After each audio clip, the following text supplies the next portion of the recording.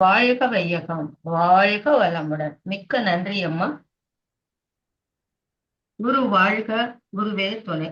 என்னை இந்த உலகுக்கு தந்த தாய் தந்தையரை வணங்கியும், எங்கும் நீக்கமர நிறைந்துள்ள இறைநிலையை வணங்கியும், எங்கும் நீக்கமர நிறைந்துள்ள இறைநிலையே எனக்குள்ளாகவும் இருக்கின்றார் என்பதை உணர வைத்த ஆசானரு தந்தை வேதாத்திரி மகரிஷி அவர்களின் பொற்பாதங்களை வணங்கியும், எனக்கு நல்ல கணவரை பெற்றுத் தந்த எனது மாமனார் மாமியார் இருவரையும் வணங்கியும், மேலும் இந்த ஆன்மீக பயணத்தில் எனக்கு எல்லா விதங்களிலும் உதவி கொண்டிருக்கின்ற எனது கணவர், குழந்தைகள், சகோதர சகோதரிகள், உறவினர்கள், நண்பர்கள், குறிப்பாக எனது 2 மருமகள்கள் அனைவரையும் இந்த இனிமையான வேலையிலே வணங்கியும் வாழ்க்கையும், மேலும் இந்த அருமையான வாய்ப்பை தந்த கத்தார் மன்ற அனைத்து நிர்வாகங்களுக்கும், இந்த ஜூம் இணைப்பில் இணைந்துள்ள அறிஞர் பெருமக்களாகிய, சிந்தனையாளர்களாகிய, மெய் உணர்வாளர்களாகிய, வேதாத்திரிய தூதுவர்களாகிய, நடமாடும் தெய்வங்களாகிய உங்கள் அனைவருக்கும், குறிப்பாக கத்தார் முத்தையா அவர்களுக்கும், உங்கள் மன்னருக்கும், உங்கள் நாட்டில் உள்ள மக்களுக்கும் முதற்கண் என் நன்றி கலந்த வணக்கங்களும் வாழ்த்துக்களும். தூக்கமுமாக உள்ள சுவாமிஜி அவர்களே, நீங்கள் எழுந்திருந்து குருவின் மகிமை என்ற சிந்தனையை உங்களுக்கு விளங்கும் வகையில் எடுத்துரைத்த என்னை ஒரு கருவியாக பயன்படுத்திக் கொள்ளுமாறு உள்ள ஒடுக்கத்தோடு வேண்டிக் கொண்டு இந்த சிந்தனையை துவங்குகிறேன். வாழ்க வளமுடன், வாழ்க வளமுடன், வாழ்க வளமுடன். பூ என்றால் இருள், அந்தகாரம், அஞ்ஞானம், அறியாமை என்று பொருள் கொள்ளலாம். ரூ என்றால் அகற்றுபவர், நீக்குபவர், போக்குபவர் என்று பொருள் கொள்ளலாம். மொத்தத்தில் அறியாமை என்ற இருளை அகற்றி அறிவை புகுத்துபவரே குரு என்று கூறலாம். குரு பற்றிய மகான்களின் கருத்துக்கள். மற்றவங்க எல்லாம் குருவை பத்தி என்ன சொல்லியிருக்காங்க, அப்புறமா நம்ம குருவை பார்க்கலாம். நல்ல குரு என்பவர் பிறவி கடலை கடக்க செய்யும் வலுவான கட்டை போன்றவர் என்கிறார் பகவான் ஸ்ரீ ராமகிருஷ்ண பரமஹம்சர். குருவருள் இன்றி திருவருள் இல்லை என்பார் பட்டினத்தார். மேலும் நம் வாழ்வு மேன்மை அடைய குருவின் பார்வை நம் மீது பட வேண்டும் என்பார். மாதா, பிதா, குரு, தெய்வம் என்பார் தாயுமானவர். தாயில் சிறந்தது ஒரு கோயிலும் இல்லை, அம்மாவே நினைக்காத உயிர் இல்லையே என்று கூட கூறுவார்கள். எனவே முதல் தெய்வம் தாய், மாதா. தானே அவர்தானே நமக்கு தந்தையை அறிமுகப்படுத்துகிறார். தந்தை சொல் மிக்க மந்திரம் இல்லை என்று கூறுவார்கள். எனவே 2வது தெய்வம் பிதா. 10 ஆசான் ஒரு குருவுக்கு சமம், 10 குரு ஒரு தந்தைக்கு சமம், 10 தந்தை ஒரு தாய்க்கு சமம் என்று கூறுகிறது மானுஷ்ய சாஸ்திரம். 3வது தெய்வம் எனவே குரு என்கிறது. 4வது தெய்வமே இறைநிலை ஆகும். திருமூலரோ தெளிவு குருவின் திருமேனி காண்டல், தெளிவு குருவின் திருநாமம் செப்பல், தெளிவு குருவின் திருவார்த்தை கேட்டல், தெளிவு குரு உரு சிந்தித்தல் தானே என்று கூறுவார். கபீர்தாஸ் என்பவர் குருவை பற்றி கூறும்போது, இப்பூ உலகம் அனைத்தையும் காகிதமாக்கி, உலகில் உள்ள பெரிய பெரிய மரங்களை எழுதுகோளாக்கி, 7 கடலையும் எழுதும் மையாக்கி எழுத முயன்றால் குருவின் பெருமையையும் அருமையையும் எழுத முடியாது என்கிறார். மேலும் கபீர்தாசிடம் குருவும் இறைநிலையும் ஒன்றாக உங்கள் முன் தோன்றினால் யாரை முதலில் வணங்குவீர்கள் என்று கேட்டதற்கு அவர் நிச்சயமாக நான் குருவைத்தான் வணங்குவேன், ஏனென்றால் இறைநிலையை, அதாவது இயற்கையை நான் அறிந்து கொள்ள செய்தது என்னுடைய குருதானே என்றாராம். திருவள்ளுவரின் வாக்கு அப்படித்தான் கூறுகிறது. வேதங்களோ குரு என்பவர் பிரம்மத்தை உள்ளங்கை நெல்லிக்கனு போல அறிந்து அனுபவித்தராக இருக்க வேண்டும், சீடருக்கும் உணர்த்த வல்லவராகவும் இருப்பவரே குரு என்கிறது. விவேகானந்தரோ குருவுடன் ஆன்மீக ஐக்கியம் ஏற்படும் பொழுதுதான் இறை அனுபூதி வாய்த்து இறை காட்சி எளிதாகிறது என்றும், பயிற்சி இல்லாவிடில் இறை அனுபவம் கிட்டாது என்கிறார். மேலும் அவர் மற்ற தீபங்களை ஏற்ற உதவும் முதல் தீபம் போன்றவர்களே குருமார்கள் என்றும் கூறுகிறார். அதிலிருந்து ஏற்றப்படும் விளக்கே சீடன் என்றும் கூறுவார் விவேகானந்தர். They are brave, bold, they will think beyond their present time, declaring the noblest truths to the mankind without fear and compromise என்பார். மேலும் வாழ்க்கை என்னும் கடலில் நீந்தி கரையை அடைய மரக்கலமாக உதவுவரே குரு என்பார் விவேகானந்தர். பெரியாரோ யார் ஒருவர் இறைநிலையை உணர்ந்து எந்த பிரதிபலனும் கருதாமல் இன்னொரு உயிர் தன் முழுமையை உணர்ந்து உய்ய உதவுகிறவரோ அவரே குரு என்கிறார்.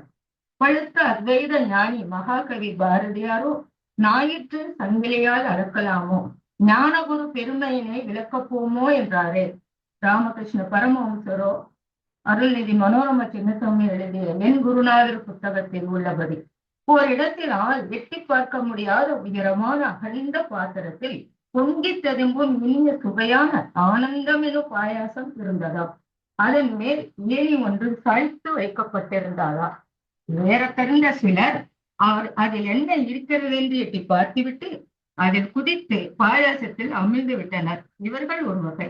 மற்றொரு வகையினர் தான் தான் அனுபவித்ததை மற்றவர்களும் அனுபவிக்க வேண்டும் என்ற பெரும் நோக்கில் கீழே இறங்கி வந்து மற்றவர்களிடமும் சொல்லி அதில் ஏற முடியாதவர்களையும் வலிவு கொடுத்து ஏறச் செய்து பாயாசத்தை அனுபவிக்க செய்தவர்கள் தான் போற்று திருவக்கூடிய குருமார்கள் என்கின்றாரே.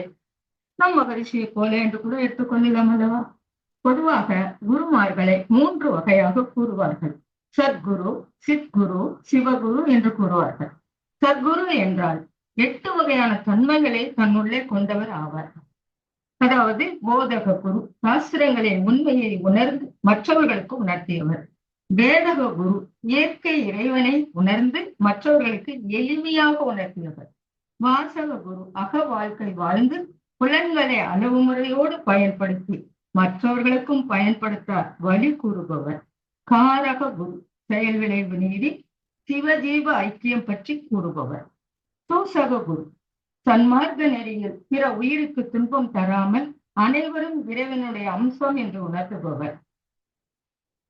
நிகித குரு, உலக நாட்டம் கொண்டு தொழில், வறுமை, திருமண தடை நீங்க மந்திரம் கூறுபவர். உதாரணம் பெனாகர்ஷண சங்கல்பம். விகித குரு, எல்லாவித ஐயங்களுக்கும் சலிப்பின்றி பதில் கூறுபவர். காமிய குரு, குடும்பத்தில் இருந்து கொண்டே தவம் செய்து வாழ்தல் பற்றி கூறுபவர். அடுத்ததாக சிற்குரு, உயிரை உணர்ந்து உணர்த்துபவர். சித் என்றால் உயிர். சிவகுரு, சுத்த வெளியை அதாவது அரூபமான இறைநிலையை உணர்த்துபவர். மேலும் நம் குருவை பிரேரக குரு, தர்ஷக குரு, சிக்ஷக குரு, ஸ்பர்ச குரு, விசார குரு அல்லது சந்தன குரு என்று கூறலாம். எப்படி என்றால், பிரேரக குரு தீட்சை எடுக்கவும் வித்தைகளை கற்றுக்கொள்ளவும் நம்மை தூண்டுபவர். உதாரணம் நமது 9 வகையான தவங்கள். தர்சக குரு நம்மை அனைத்து சூழலிலும் வழி நடத்துபவர். சிக்ஷக குரு தெளிவித்த தத்துவங்களை நமக்கு உள்முகமாக உணர்த்துபவர். ஸ்பர்ச குரு நம் மீது அருள்மலை பொழிந்து நம்மை தொட்டு தீட்சை தந்து ஆசீர்வதிப்பவர். விசார குரு அல்லது சந்தன குரு தன்னிடம் உள்ள குரு தன்மையை மற்றவருக்கும் தர நினைப்பவர். மேலும் அறிவு வழியில் இயக்கி விடுபவர் என்று சொன்னாலும் வகையாகாது. யாரை நினைக்கும் போது அல்லது பார்த்தவுடன் உங்களுக்கு வார்த்தை தடுமாறி தத்தளிக்குமோ அல்லது கண்ணீர் கசியுமோ அல்லது மௌனமாய் நிலைத்து நிற்கிறோமோ அவரே உனக்கு குரு என்கிறது ஞானம் மலரட்டும் என்ற நூலில். உண்மைதானே? நம்முள் பல பேருக்கும் இந்த அனுபவம் கிட்டியுள்ளதுதானே? ஒருவர் வேதங்களை கற்றிருந்தாலும் உபநிடதங்களில் தேர்ச்சி பெற்றிருந்தாலும் குரு இல்லாமல் மெய்ஞானம் பெற முடியாது. எனவே குருவே தெய்வம், குருவே தர்மம். ஆணவம், கண்மம், மாயை என்ற மும்மலங்களையும் போக்கி இறைநிலையை உணர வைத்து நம்மை முழுமையாக்குகிற ஒரு மகானே உண்மையான குரு என்பார்கள். நமது குரு புராணோ அப்படிப்பட்டவர் தானே. தான் கற்றதை கற்றுக் கொடுப்பவர்கள் ஆசிரியர்கள். தான் கற்றதை உணர்ந்து உள் வாழ்ந்து அதன் வழியை வாழ்ந்து காட்டுபவர்களே ஆச்சாரியர் என்று கூறுவார்கள். அதாவது ஆசான். அவரே உண்மையான குரு என்பார்கள். நெற்றிக்கண்ணை திறந்து ஆன்ம தரிசனத்தை தருபவரே குரு ஆவார். நான் யார் என்பதை தெளிவாக உணர்ந்து பிறருக்கு உணர்த்துபவரே உண்மையான குரு என்று கூறலாம். தான், சமுதாயம், இயற்கையை உணராமல் சிக்கலற்ற வாழ்க்கையை வாழ தெரியாமல் இருக்கும் அஞ்ஞானம் என்ற இருளை எவர் ஒருவர் அன்பும் கருணையும் கொண்டு போக்குகிறாரோ அவரே குரு என்பார். மலை ஏற நினைப்பவனுக்கு ஊன்றுகோல் போல, நதியை கடக்க நினைப்பவனுக்கு பாலம் போல, கடலை கடக்க நினைப்பவனுக்கு படகு அல்லது தோணி போல இறைவனை நினைக்க, நெருங்க, இரண்டர கலக்க நிச்சயம் ஒரு குரு தேவை. இறைவனால் அழிக்க முடியாததை குருவினால் அழிக்க முடியும் என்பார்கள். உதாரணம், கிருஷ்ணர் ஒரு குல கல்வியில் அவர் கற்றபோது என்ற எழுத சொல்லிய போது எழுதினாராம். பிறகு அதனை அழித்து விட்டு என்று எழுத சொன்ன போது அவரால் அழிக்க முடியாமல் போக குருவானவர் தனது கமண்டலத்தில் இருந்த நீரை தெளித்து அழித்ததாக கூறுவார்கள். எனவே நம்மிடம் உள்ள அகங்காரத்தை, அஞ்ஞானத்தை நீக்கக்கூடிய வல்லமை வாய்ந்தவர்கள் குரு என்று கூறலாம். விதை இல்லாமல் மரம் இல்லை, விழி இல்லாமல் ஒளி இல்லை, மொழி இல்லாமல் கலை இல்லை. அதுபோல குரு இல்லாமல் கலை இல்லை. ஸ்தூல கண்ணுக்கு தெரிகின்ற காட்சி பொருளாகவும், சூட்சுமத்தில் ஒளியாகவும், காரணத்தில் உணர்வாகவும் விளங்குபவரே குரு ஆவார்கள். எந்த ஒரு கல்வி, தொழில், வாழ்க்கை, பக்தி, சித்தி, முக்தி, யோகம், ஆன்மீக வழி, தவம் எதுவானாலும் குரு விதையிட்டால்தான் விருட்சமாக வளரும் என்பார்கள். கிரேக்க ஞானி டயோஜனிஸுக்கு ஒரு நாய்தானே குரு, நியூட்டனுக்கு ஆப்பிள் தானே குரு, ஆர்கமிடிஸுக்கு தான் குளித்த தண்ணீர் தானே குரு, ஐன்ஸ்டைனுக்கு சோப்பு நுரைதானே குரு. இப்படி தன்னை தகுதிப்படுத்திக் கொண்டவரே தன் பாதையிலேயே தன் குருவை காண்பான் என்று கூறுவார்கள். நல்ல உயர்ந்த நாகம் யாரையும் கடிக்காமல் தன் நஞ்சு முழுக்க திரட்டி மாணிக்கமாக தருவது போல தவயோகிகள் தன் விந்துவை வீணாக்காமல் மணியாக கபாலத்தில் ஏற்றி சிரோன்மணியாக தருகிறார்கள். அவ்வொலி நம் மீது படும்போதுதான் நம் கர்மவினை பதிவுகள் நம்மை விட்டு நீங்கும் என்று கூறுவார்கள்.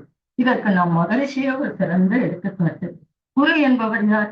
தன்னை உணர்ந்தவரா, அன்பானவரா, அஷ்டமா சித்திகள் பெற்றவரா, ஆண்டவனை கண்டவரா, கையில் தடியுடன் முகத்தில் தாடியுடன் காவியும் தரித்து காடு மலைகளில் கடுந்தவும் புரிந்தவரா, யோகா வகுப்புகள் நடத்தி புதிய கோணத்தில் விளக்கம் தருபவரா என்று கேட்டால் இந்த அத்தனை தகுதியிலும் தன்னகத்தை கொண்டவர் தானே நமது குருமகன். சிந்தியுங்கள். நம் குருவின் சுயசரிதை குறித்து ஒரு சிறு குறிப்பு.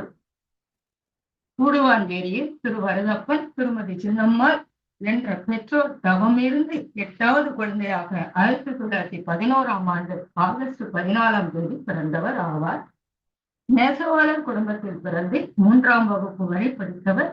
8 வயதிலேயே வறுமையே உயிர் என்றால் என்ன, கடவுள் யார் என்ற சிந்தனை கொண்டு இன்ப துன்பம் என்பது என்ன, ஏன் நமக்கு என்ற ஆராய்ச்சியிலிருந்து 9 வயதில் கரிநெய்து 12 வயதில் தெய்வம் என்றால் என்ன என்ற ஆராய்ச்சி செய்தவர். 35 வயதில் ஞானம் அடைந்தார். 1958 உலக அமைதிக்காக உலக சேவா சங்கத்தை நிறுவி 92க்கு மேல் புத்தகங்கள் தமிழும் ஆங்கிலத்திலும் எழுதி 2000க்கு மேல் கதைகளிலும் புனைந்தவர் நம்முடைய குருபிரான். அன்னை லோகாம்பாள், லட்சுமி அம்மாள் என்ற இருவரையும் வாழ்க்கை துணையாக கொண்டு அமைதியாக சிறப்பாக வாழ்ந்து தனது 50வது வயதில் துறவரம் பூண்டு உலக சமாதானம் அமைதிக்காகவும் பாடுபட்டவர். கூடுவாஞ்சேரியில் பிறந்து திருவான்மையூரில் தலைமையகத்தை கொண்டு ஆலியாரில் சமுதாயத்திற்காக வாழ்ந்து தனது 96வது வயதில், அதாவது 2006 மார்ச் 28 மகா சமாதி அடைந்தவர் நம்முடைய குருபிரான். கடவுள் மீதான நம்பிக்கை 1வது நிலை பக்தி. இயற்கையை கடவுள் என உணர்வது 2வது நிலை ஞானம். தான் யார் என்று உணர்வது 3வது நிலை யோகம். தன்னையே இறைநிலை என அறிவது 4வது நிலை ஜீவமுக்தி. காணும் அனைத்தையும் தன்னுள்ளே காண்பது 5வது நிலை சமாதி. உண்மை போலவே காணும் மானுடத்தையும் உணரச் செய்வது 6வது நிலை குருவருள். ஒரு குரு என்பவர் தனக்குள் இத்தகைய 6 நிலையையும் உணர்ந்திருக்க வேண்டும் என்பார்கள். நம் மகரிஷியும் இப்படிப்பட்டவர் தானே. அந்த குருவை பற்றி 108 பரிமாணங்கள். அணு தோன்றிய விதத்தையும் அதன் செயல்பாடுகளை பற்றி கூறும்போது இயற்பியல் விஞ்ஞானி, ஐன்ஸ்டீனின் கனவை நனவாக்கிய விஞ்ஞானி என்று கூறலாம். மூலகங்கள், அவற்றின் அமைப்புகள் பற்றி கூறும்போது வேதியியல் விஞ்ஞானி. மறைபொருளான காந்தத்தை பற்றி தெளிவாக கூறி அதுவே எல்லா செயல்களுக்கும், அதாவது ஞான கர்ம இந்திரியங்களை இயக்கி உலக இன்பங்களை அனுபவிக்க காரணம் என்பதை விளக்கிய காந்த தத்துவ ஞானி. சுத்த வெளியிலிருந்து அணுக்கள் தோன்றி பிரபஞ்சமாகவும் ஓரறிவு முதல் 6 அறிவு மனிதன் வரை வந்த தன்மாற்றத்தை பற்றி பேசும்போது உயிரியல் விஞ்ஞானி. இயற்கை தத்துவத்தை உணர செய்த போது இயற்கை தத்துவ ஞானி. யோகாசனங்களை சுருக்கி எளிய முறை உடற்பயிற்சிகளை தந்த உடலியல் ஞானி. அகத்ததுதான் தெய்வம் என்ற திருமூலரின் வாக்கை பின்பற்றிய தவ ஞானி.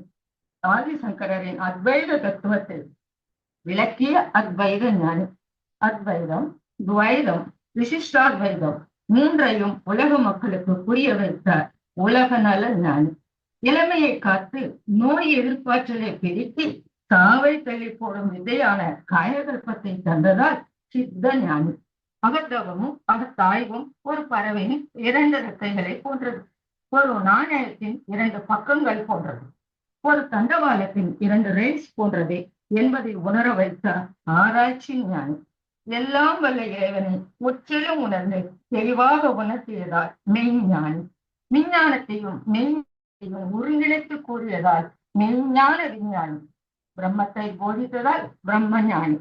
பிறப்பிற்கு முன்னும் இறப்பிற்கு பின்னும் உயிரின் நிலை, மேலும் வாழும் காலத்தில் உயிரின் நிலை குறித்து கூறியதால் தத்துவ ஞானி. அண்ட சராசரங்களின் இயக்கத்தை பற்றி கூறியதால் வானியல் ஞானி. எண்ணம் ஆராய்தல், ஆசை சீரமைத்தல், சினம் தவிர்த்தல், கவலை ஒழித்தல், ஞான் யார் என்ற தத்துவங்களை பயிற்சி முறைகளாக தந்துள்ளதால் மனோ தத்துவ ஞானி. அறுவன சீரமைப்பை பற்றி கூறுவதால் மனச்சீரமைப்பு ஞானி. பாமர மக்களும் புரிந்து கொள்ளும் வகையில் இவரது பயிற்சிகளும் தத்துவங்களும் அமைந்துள்ளதால் பாமர மக்களின் தத்துவ ஞானி. அதாவது குறைந்த அளவு கல்வி உள்ளவர்களையும் இறைநிலையை உணரச் செய்ததால் வாழ்க வையகம், வாழ்க வையகம், வாழ்க வளமுடன் என்று வாழ்த்தி வாழ்த்தியே பிரபஞ்சத்தை வசப்படுத்தும் கலையை போதித்த கலை ஞானி. பாவ பதிவுகளும் போக்கும் வழிகளை பற்றி கூறிய அரிய ஞானி. இறை தத்துவத்தை உணர்த்தியதால் இறை ஞானி. கர்மயோகத்தை தந்ததால் கர்மயோக ஞானி. சொல்லால் மட்டும் நம்பாதே, சுயமாய் சிந்தித்து தெளிவே தெளிவாய் என்று கூறியதால் சிந்தனால் ஞானி. இறை தேடலை விட்டுவிட்டு இறை உணர்வு பெறுவதே வீடு பேறு என கூறிய முக்தி ஞானி. இயற்கையை உணர வைத்து மேலும் இயற்கையை காத்த இயற்கை ஞானி. இயற்கை நீதியையும் அதாவது சட்டத்தையும் வாழும் நெறிகளை பற்றி பேசியதால் சமூக ஞானி. மனித வாழ்வின் நோக்கமே இயற்கையை உணர்ந்து இறைநிலையை அடைதலான முழுமை பேறு ஆகும். அப்போது மன நிறைவு கிட்டும் என்று கூறிய அருள் ஞானி. புத்தர்களின் ஆராய்ச்சி நெறி, சமணர்களின் உணவு மேன்மை, இஸ்லாமியரின் தொழுகை, கிறிஸ்துவர்களின் தொண்டு மனம் பற்றி மிக அற்புதமாக கூறிய மெய் உணர்வாள ஞானி. அறிவுக்கு கோயிலை கட்டிய அறிவு ஞானி. சுற்றிலும் பூகமே ஏற்பட்டாலும் பூக்களை போல புன்னகை புரியும் பக்குவத்தை தந்ததால் பக்குவ ஞானி. மனம் என்ற கரடு முரடான நிலத்தில் அன்பையும் கருணையையும் கனிவுடனே விதைத்த விவசாய ஞானி. தனி மனித அமைதி மூலம் உலக அமைதிக்கு வித்திட்ட வித்தக ஞானி. பள்ளி கல்வி மட்டும் போதாது, பண்பாட்டு கல்வியே அதாவது 2 ஒழுக்க மேலும் 5 ஒழுக்க பண்பாடுகள் மூலம் சமுதாயத்தில் நல்ல மாற்றத்தை உருவாக்கலாம் என்று கூறிய பண்பாட்டு ஞானி. ஆசிரமம் அமைக்காது ஆன்மீகம் போதிக்கும் பல்கலைக்கழகங்களாக மாற்றுங்கள் என்று சீரிய சிந்தனையை தந்த தொலைநோக்கு ஞானி. பக்கத்து ஊரையே பார்க்காத மக்களை தவத்தின் மூலம் பிரபஞ்சத்தையே கடந்து பயணிக்க வைத்த பாவனை ஞானி. 50 கடமைகளை பற்றி கூறி அதன் வழி நடக்க நம்மை தூண்டும் கடமை ஞானி. சமூக சிக்கல்களுக்கான ஆய்வு தீர்வுகள், வாழ்க்கை வள உயர்வு படிவுகளை தந்த சமூக வள ஞானி. வாழும் காலத்தில் இறைவனோடு பேச, இறைவன் பேசுவதை கேட்க மௌனமே சிறந்த மார்க்கம் என்று கூறிய மௌன ஞானி.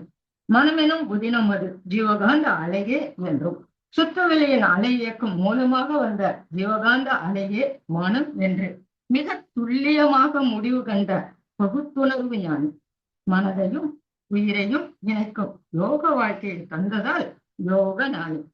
உலக பொது மதம் என்றும் உலக பொது அருள் நெறி சமயம் என்றெல்லாம் கூறிய சமய ஞானி. எண்ணத்தின் ஆற்றலை பற்றி விளக்கமாக கூறி அவருடைய எண்ணத்தின் வலிமையாலேயே தன்னுடைய வாழ்நாளை நீட்டிக் கொண்டார் மகா ஞானி. அவர் எதனையும் போதனை மார்க்கமாக இல்லாமல் சாதனை மார்க்கமாக வாழ்ந்து காட்டிய சாதனை ஞானி. தான் வாழும் காலத்திலேயே தன்னை நன்கு பயன்படுத்திக் கொள்ள சொன்ன ஒரே ஞானி. பூஜ்யத்திற்குள் ஒரு ராஜ்யத்தை ஆழ கற்றுக் கொடுத்த ஒரு பூஜ்ய ஞானி. வாழ்க்கை என்பதே தத்துவம் என்று கூறிய ஒரே குரு ஞானி. தன்னலம் குடும்ப நலம் என்ற கூண்டுக்குள் வாழ்ந்த கிளிகளை சமூகத்தில் பொதுநல பறவைகளாக தொண்டாற்ற வைத்த உலக நல ஞானி. வாழ்க்கை துணையின் முக்கியத்துவத்தை உணர்த்த மனைவி நல வேட்பு நாள் விழாவை தந்து கணவன் மனைவி உறவின் சிறப்பை உணர்த்திய வாழ்க்கை துணி ஞானி என்று கூட கூறலாம் அல்லவா? நவீன பௌதீகம், ரசாயனம், மரபியல், உளவியல், உலகியல், மருத்துவம், அரசியல், பொருளாதார துறையிலும் நம் பயிற்சிகளை நடைமுறைப்படுத்த முடியும் என்று வலியுறுத்திய நவீன ஞானி. போதில்லா நல்லுலகம் வேண்டும் என்று நினைத்த உலக சமாதான தூதுவர். பொருள் துறையில் சமநீதி வேண்டும் என்று எண்ணிய பொருளாதார நிபுணர். சீர்திருத்த பண்பாடு வேண்டும் என்று கூறிய சீர்திருத்தவாதி. சிந்தனையோர் வழிவகுத்த சிந்தனையாளர். சிறப்புணர்ந்த பெண் மதிப்பு பற்றி பேசிய பெண்ணியலாளர். தேர் திருவிழாவை தவிர்க்க சொன்ன சமூக ஆய்வாளர். சிலருக்கே விளையாட்டு, அதாவது வளரும் குழந்தைகளுக்கு மட்டுமே விளையாட்டு என்று கூறிய விளையாட்டாளர். செயல் விளைவு உணர் கல்வியை தந்த நீதியாளர். பார் முழுதும் உணவு நீர் பொதுவாக்கல் வேண்டும் என்ற பாரதியின் கனவை நனவாக்க எண்ணிய பொதுவாளர். பல மதங்கள், பல கடவுள் பழக்கம் ஒழித்து உண்மையான இறைவனை உணர்த்திய உணர்வியலாளர். பிரம்மத்தை தானறிந்து மக்களுக்கு உணர்த்தி பிரம்ம ஞானிகளாக்கிய ஆச்சாரியார். நம்மை ஞானாசிரியராக உயர்த்தி மக்களுக்கும் இறைவனை பற்றி விளக்கம் அளிக்க தயார் செய்த பரம ஞானாசிரியர். பள்ளிகளிலும் கல்லூரிகளிலும் வேதாத்திரியத்தை வேரூன்ற செய்த முதல்வர். பல பல்கலைக்கழகங்களின் புரிந்துணர்வு மூலம் வேதாத்திரியத்தை ஊன்ற செய்த வேந்தர். ஞானத்திற்கு புதிய விளக்கம் தந்த ஞான களஞ்சியம். குண்டலினி யோகத்தை சரியாக முறைப்படுத்திய குண்டலினியாளர். அறநெறி வாழ்வே சிறந்தது என்று எடுத்துரைத்த 20ஆம் நூற்றாண்டின் அறநெறியாளர். ஏவுகணை வேகத்தில் ஓடுகின்ற மனோவேகத்தை ஆழ்கடல் அமைதியாக மாற்றிய வள்ளல். மெய்ஞானம் பார்க்காமல் பகுத்தறிவை பக்குவமாய் புகட்டியதால் பகுத்தறிவாளர். பெண்ணின் பெருமையை 1960களிலேயே தந்து குடும்ப அமைதியை பாங்குடனே தந்த பாங்காளர். உலக சமாதானம் வேண்டும் என்று கூறிய உலக சமாதான தூதுவர். அறிவேதான் தெய்வம் என்ற தாய்மானவர் கூற்றை மக்களுக்கு புரிய வைத்த அறிவாளி. அறிவில் ஆழ்ந்து அனந்த கவியாத்தவரான ராமலிங்க வள்ளலாரின் நல்ல சீடர். சிவவாக்கியரின் பாடல்களை மக்களுக்கு மிக எளிய முறையில் உணர வைத்த எளிமையாளர். மாக்கோலமாய் விழுந்த மதிவிருந்து என்ற நூலை எழுதிய நூலாளர். 90க்கும் மேற்பட்ட புத்தகங்களை எழுதிய எழுத்தாளர். 2000க்கும் மேற்பட்ட கவிதைகளை புனைந்த பாடலாசிரியர். ஐநா சபையில் பேசிய இந்தியர். அறிவு என்ற திருவக்கோளால் மனதை திறக்கவே 200க்கும் மேற்பட்ட அறிவு திருக்கோள்களை கட்ட வைத்த அருளாளர். தற்சோதனை என்ற பயிற்சியின் மூலம் வாழ்க்கை சிக்கல்களை நீக்கிய வழக்கறிஞர். திருவான்மையூரில் தலைமையகத்தை அமைத்த திருவாளர். கருமைய தூய்மைக்கு எளிமையான வழிகளை தந்த கருமைய காப்பாளர். அருளாற்றலை அனைவருக்கும் எவ்வித பாகுபாடுமின்றி தந்த அருட்தந்தை. தனது வாழ்க்கையே உலகுக்கு செய்தியாக சொன்ன செய்தியாளர். 50 வயதிலேயே தன்னை உலகுக்காக முழுமையாக அர்ப்பணித்த அர்ப்பணிப்பாளர். உலகம் உள்ளவரை வாழுகின்ற மக்களுக்காக பிறக்கும் போதே பூடல் பூசணி போல பரிபூரணமாக பிறந்து முக்தி அடைவதற்கான வழிகளை கூறிய நித்திய சித்தர். கூடுவாஞ்சேரியில் பிறந்து ஆலியாரில் இருந்து கொண்டு ஆழமான கருத்துக்களை உண்மைகளை மக்களுக்கு புரியும் வகையில் ஓதிய பரமாச்சாரியார். எண்ணத்தை ஆராய்ச்சி செய்ததால் ஆராய்ச்சியாளர். ஆசையை சீரமைக்க வைத்ததால் சீரமைப்பாளர். சினத்தை தவிர்க்க பயிற்சி தந்ததால் பயிற்சியாளர். கவலையை ஒழிக்க வழிகாட்டியதால் வழிகாட்டியாளர். நான் யார் என்பதை உணர வைத்ததால் உணர்வாளர். கிராமத்து மக்களுக்கும் இறைநிலையை அறிய வைத்த கிராமத்து ஞானி. உடலில் உள்ள ஹார்மோன்கள், என்சைம்கள் என்ற ரசாயனங்களை அறிய வைத்த ரசாயன ஞானி. மக்களுக்கு ஒழுக்கத்தை போதித்த ஒழுக்க ஞானி.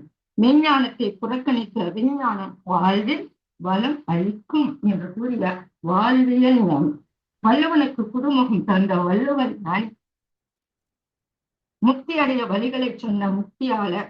யோக வாழ்க்கையை அனைத்து மக்களுக்கும் எளிமையாக அளித்த யோக குரு. அன்பிலே தாய் போன்றவர், அறிவிலே தந்தை போன்றவர். யோகத்தில் ராஜயோகம் தந்தவர். தான் கூறிய கருத்துக்களை தன் வாழ்வில் கடைபிடித்தவர். உதாரண புருஷன். அன்பு, கருணை, அருளில் இறைநிலையை போன்றவர். 3 குருமார்களை கொண்டு அனைத்தையும் மூன்றாக தந்த குணவான். தியானத்தின் மூலம் உடலையும் மனதையும் அளவுறு செய்த அழகு கலை நிபுணர். 3 மருத்துவத்தில் தேர்ச்சி பெற்ற மருத்துவவாளர். மக்கள் அனைவரும் மனவளக்கலை பயின்றால் மண்ணில் நல்லவண்ணம் வாழலாம் என்று கூறிய மகான் அல்லது ஞான குரு. மக்கள் அனைவரும் இறை உணர்வு பெற்று அறநெறியில் வாழ வழிவகுத்து தந்த யோகிராஜ் நமது குரு. நமது குரு மொத்தத்தில் ஒரு தீர்க்க தரிசி என்று கூட கூறலாம். உதாரணம், உலக சமாதான நூலில் 1957ஆம் ஆண்டு 91வது கவரி வைரஸ் பற்றி, அதாவது இந்த கரோனா கூட எடுத்துக்கலாம், கூறியுள்ளாரே. பெங்களூரில் உள்ள ஒரு அன்பரின் தந்தை வேத விற்பனராம். அவர் கூறியதாவது, ராமர் காலத்தில் ராமரின் அருகில் இருந்தும் ராமரின் கண்ணில் படாதவர்களும் ராமரை பார்க்காதவர்களும் இந்த பிறவி எடுத்து பயனற்று போவதைப் போல நம் குரு காலத்தில் பிறந்தும் அவரை பார்க்காதவர்களும் அவரை பின்பற்றி வாழாதவர்களும் இப்பிறவி எடுத்து பயனில்லை என்றாராம். இப்படிப்பட்ட சிறப்பு பெற்றவர் நம் குருபிரான். என்றாலும் நீங்கள் எல்லாம் வருத்தப்பட தேவையில்லை. உங்களில் யார் பார்த்திருக்காவிட்டாலும் அவரது பயிற்சிகளை பின்பற்றி வாழ்வதால் நீங்களும் பாக்கியசாலிகளே. ஒரு மனிதனின் வினை அல்லது செயல், சிந்தனை தெளிவு, அறிவின் வேகமே அவனுக்கு ஏற்ற குருவை அவனிடம் ஒன்று கொண்டு வந்து சேர்க்கும் என்று கூறுவார்கள். அதற்கான வாழும் உதாரணங்கள் நாம் என்றால் மிகையாகாது. பயனற்ற ஒரு மரக்கன்றுடன் தரமிக்க கனிதரும் மரக்கிளையை ஒட்டு கட்டி அதன் உயிர் தொடர்பால் பலன் தரும் சுவைமிக்க கனியை பெறுவது போல நம் அனைவரின் வாழ்வை மலரச் செய்வது நம் மகான் என்று கூறலாம் அல்லவா? குருவை பெற்ற குருவை பெற நமக்கு தகுதி வேண்டும் என்று கூறுவார்கள். இதனையே விவேகானந்தர், யார் ஒருவர் எவ்வித தடையும் இன்றி மைதானத்தை சுற்றி வருகிறாரோ அவரே தியானத்திற்கு தகுதி பெற்றவர் என்பார். ஆனால் நம் குருவோ உடல், உயிர், மனம் இருந்தால் போதும் தவம் கற்க என்பாரே. தந்தை தாய் ஈருயிர் ஒன்று சேர்ந்து தலைத்தது உரடாகி உலகில் வந்தும் அந்த ஈருயிர் வினைகள் அறமோ மற்றும் அழித்த பதிவுகள் எல்லாம் என் சொத்தாட்சி. இந்த அருட்பிறவியில் முன்வினை அறுத்து எல்லையில்லா மெய்ப்பொருளை அடைவதற்கு வந்த ஒரு உதவி குரு உயிரின் சேர்க்கை. வணங்கி குரு திருவடியை வாழ்த்தி வாழ்வோம் என்பாரே தனது குரு வணக்கப்பாடில். அப்படிப்பட்ட குருவை அடைந்த நாமெல்லாம் மிகவும் புண்ணியம் செய்தவர்கள் தானே. ஒரு நாள் மக்காச்சோளத்திற்கு ஏக்கம் ஏற்பட்டு இறைவனிடம், அதை இயற்கையிடம், தன் மல்லிகை போல அழகாக மனமாக இல்லையே என மன வருத்தத்துடன் கேட்டதற்கு, இறைநிலை வடிவங்கள் யாவும் அவையவற்றின் யோகத்தை பொறுத்தது, எல்லாம் எனது வடிவங்களே என்பதை புரிந்து கொள்ளும் பக்குவமே தேவை என கூறிவிட்டு மக்காச்சோளத்தை தீயிட்டு சுடும் மணலில் பொறுத்ததும் மக்காச்சோளமானது மல்லிகை போன்று பால்நகை சிந்தி மலர்ந்தனவா. தன்னிடம் மறைந்திருந்த இறை அம்சத்தை தரிசித்த நிலையில் புதுகளித்ததாம் மக்காச்சோளம். அதுபோல நாமும் நம்முள் புதைந்துள்ள தெய்வ அம்சத்தை உணராமல் உள்ளோம். இதற்கே நம் குருபிரான் உடற்பயிற்சி, காயகல்பம், தவம், தற்சோதனை, மௌனம் தந்து நம்மை உயிர்த்துக் கொண்டுள்ளார் என்று எண்ணி செயல்படலாம் அல்லவா? எப்பொருளை, எச்செயலை, எக்குணத்தை, எவ்வுயிரை ஒருவர் அடிக்கடி நினைந்தால் அப்பொருளின் தன்மைதாய் நினைப்போர் ஆற்றல் உடலிலும் அறிவினிலும் மாற்றம் காணும். இப்பெருமை இயல்பூக்க நியாகும் தப்பாத குருவையவை நினைப்போர் தம்மை கருத்தில் உயர்த்தி பிறவு பயனை நல்கும் என்று கூட கூறியுள்ளார்கள் நம்முடைய குருபிரான். இதையெல்லாம் சிந்தித்து செயல்படுவோம். குருவின் வாழ்வும் மொழியும் அறிவின் வெளிப்பாடு. குரு இறைவனின் சுரூபம் ஆவார். நம்மையெல்லாம் அவர் நிலைக்கு உயர்த்த பாடுபடுபவர். அவரே நமது உதாரண புருஷர், வழிகாட்டியாகவும் செயல்படுபவர் ஆவார். குருவின் பாதையே வழி, குருவின் பார்வையே வரம், குருவின் கருத்தே மந்திரம், குருவின் எண்ணமே அருள், குருவின் எழுத்தே வாழ்த்து, குருவின் வாழ்க்கையே மாதிரி, குருவழி நடத்தலே வாழ்வு, குருவழி இருத்தலே சேவை, குருவாய் நிற்றலே தெய்வம் என்று கூறுவார்கள். வள்ளுவர் எழுதிய திருக்குறளில் 1330 குறளில் 133 அதிகாரத்தில் 1-38 அதிகாரத்தில் அறம், 39-108 பொருள், 109-133 இன்பத்தையும் தந்துள்ளார். ஆனால் நம் மகரிஷியோ 50 குறளுக்கு மட்டும் அனைவருக்கும் புரியும் வகையில் கடவுள் வாழ்த்து, வான் சிறப்பு, நீத்தார் பெருமை, அரண் வலியுறுத்தல், மெய் உணர்தல் என்ற அதிகாரங்களில் உள்ள அறநெறிகளை பற்றி விளக்கம் தந்தவர் நம் குரு. உடற்பயிற்சியில், குறிப்பாக கைப்பயிற்சியில் 6வது நிலையில் கண்களை திறந்து கொண்டு செய்யும் பயிற்சியின் போது பிங்களை இடகலை நாடிகள் மூலாதாரம் வழியாக சுழன்று சுழன்று ஆக்னியில் சுழுமுனை நாடியை நன்கு இயங்க வைக்கிறதா. கால் பயிற்சியில் கணுக்கால் சுழற்சியில் 40 நரம்புகள் இயங்கி சுழுமுனை திறந்து சுத்தவெளியோடு இணைய உதவுகிறதா. மேலும் காயக்கல்பத்தில் நரம்பூக்கத்தில் துரியம் சரியாக இயங்க உதவுகிறதா. எனவே நம் குரு எப்படிப்பட்ட மகான் என்பதை உணரலாம் அல்லவா. புரியும் வகை தேடி உள்ளம் உறுதியென்று புய ஞான தீட்சையினால் உள்ளொடுங்கி மெய் உணர்வு என்ற பெரும் பதம் அடைந்து மேல்நிலையில் மனம் நிலைத்து நிற்க நிற்க ஐயுணர்வும் ஒன்றாகி அறிவறிந்து ஆசை என்ற வேகம் ஆராய்ச்சி ஆச்சு. இப்ப நம்ம முத்தையா சொன்ன மாதிரி ஆசிரியர் எப்படி நாம சீரமைக்கணும்னு சொன்ன மாதிரி செய்தொலைகளில் கடின உணர்வு பெற்றேன், சிந்தனையில் ஆழ்ந்து பல விளக்கம் கண்டேன் என்று கூறுகிறாரு குருவின் தொடர்பு குறித்து. மனிதருள் வேறுபாடுகளுக்கான 7 சம்பத்துகள் 16 காரணங்களையும் தெளிவாக கூறி அதில் மாற்ற வேண்டியதை மாற்றிக்கொண்டும் மாற்ற முடியாததை ஏற்றுக்கொண்டும் வாழ வழிவகுத்தவரே நமது குருபுரான். எந்த இயக்கங்களிலும் இல்லாத சாந்தி யோகத்தை தவக்கணல் மிகுதியை சமப்படுத்தவும் மன நிறைவு, மன அமைதி, உயிரோட்டம் சீராக இயங்குவதற்கும் வழிகாட்டியவரே நமது குரு. சுவாமிஜியின் 80வது வயதில் அவரது உடற்பயிற்சி காயக்கல்பம் முறையாக செய்து காட்டிய சீடி கூட தற்போது கிட்டுகிறதாம். துபாயில் 9,000 பேர் முன்னிலையிலும் மன்னன் சுல்தானின் மகன் முன்னிலையிலும் ஆர்டர் படி யோகா டெமான்ஸ்ட்ரேஷன் செய்து காட்டியவர் நமது குரு. அங்காடி நாய் போல தெரியும் மனதை அறிய வைத்து அடக்கிய நம் குரு கூறிய அனைத்தும் மறுக்க முடியாத உண்மைகள், மறக்க கூடாத நன்மைகள். இறைநிலையை அடைய நம் முன்னோர்கள் 4 நெறிகளை கூறினார்கள். அவை நன்மகமை நெறி சற்புத்திர மார்க்கம், தொண்டு நெறி தாச மார்க்கம், தோழமை நெறி சகமார்க்கம், மெய்மை நெறி சன்மார்க்கம் என்று கூறுவார்கள். இதில் சிறந்தது மெய்மை நெறி என்ற சன்மார்க்கம். இவற்றை கடைபிடித்தவர்கள் மகான்கள், யோகிகள், குருமார்கள், சித்தர்கள் என்று கூறுவார்கள். இந்த சித்தர்களை 5 வகையாக பிரிப்பார்கள். அவை சொப்ன சித்தர், மந்திர சித்தர், கடாத்து சித்தர், கிருபா சித்தர், நித்திய சித்தர் என்பார்கள். இவற்றில் நம் குருபிரானோ நித்திய சித்தர் ஆவார். 19வது சித்தர் என்றும் கூறலாம். 20ஆம் நூற்றாண்டில் வாழ்ந்த குரு ஆவார். கடந்த 65 ஆண்டுகளில் எத்தனை எழுத்துக்களை கொட்டியது இவரது விரல்கள், எத்தனை முரண்பாடுகளை நீக்கியது இவரது தத்துவம், எத்தனை மானுடரை உறக்கத்திலிருந்து உலுக்கி எழுப்பியது இவரது உன்னத கருத்துக்கள், எத்தனை மனிதர்களை தொட்டது இவரது நெஞ்சம், எத்தனை மனிதர்களை மாற்றியது இவரது வாழ்வும் வாழ்க்கை நெறிகளும். சிந்திப்போம், செயல்படுவோம். எனவே குருவின் ஒவ்வொரு வார்த்தையும் மாணவனுக்கு, அதாவது சீடர்களுக்கு ஞான பாடம். அருகிலிருந்து கவனித்த மாணவன் அதை வெளிக்கொணரும் போது அது உலகிற்கே ஞான பாடமாக அமையும் என்பது எல்லளவும் சந்தேகமில்லை.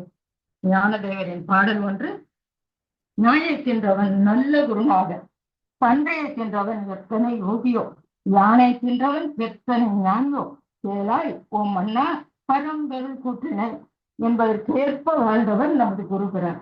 என்னடா அது நாய், பன்றி, யானை என்ன சொல்றாங்களேன்னு உங்களுக்கு இருக்கும். நாய்க்கு என்ன ஒரு குணம் அப்படின்னா கோபம். ரொம்ப நீங்க வளர்க்கிற ஒரு நாய்கிட்ட சாப்பாடு கொடுத்துட்டு அது சாப்பிட்டுட்டு இருக்கும்போது நீங்க அதை தட்டை அப்படி எடுத்து பாருங்களேன், அது உங்களை கடிச்சு கொதறிடும். எதுக்கு? கோபம். அந்த கோபத்தை வென்றவர் நல்ல குருநாதர். பன்றியை தின்றவன் 3 மலங்களை வென்றவன். பன்றியினுடைய உணவு என்ன? மலம். அது போல 3 மலங்களை வென்றவர் எத்தனை யோகியோ. யானையை தின்றவன். யானை அப்படிங்கிறதுக்கு என்ன அப்படின்னா, தான் உடலால் வலிமையானவன் என்ற அகங்காரம். அந்த அகங்காரத்தை தின்றவன் எத்தனை ஞானியோ. இப்படிப்பட்ட குருதானே நம்முடைய குரு.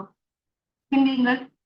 எனவே இப்படிப்பட்ட குருவின் கனவான உலக சமாதானம், உலக அமைதி பெற நம்மை அர்ப்பணித்துக் கொண்டு, நம்மையும் உயர்த்திக் கொண்டு, சமுதாய மக்கள் உயரவும் குருவின் எண்ணத்திற்கு வலிவூட்டக்கூடிய வகையில் நாம் அனைவரும் பாடுபடுவோம்.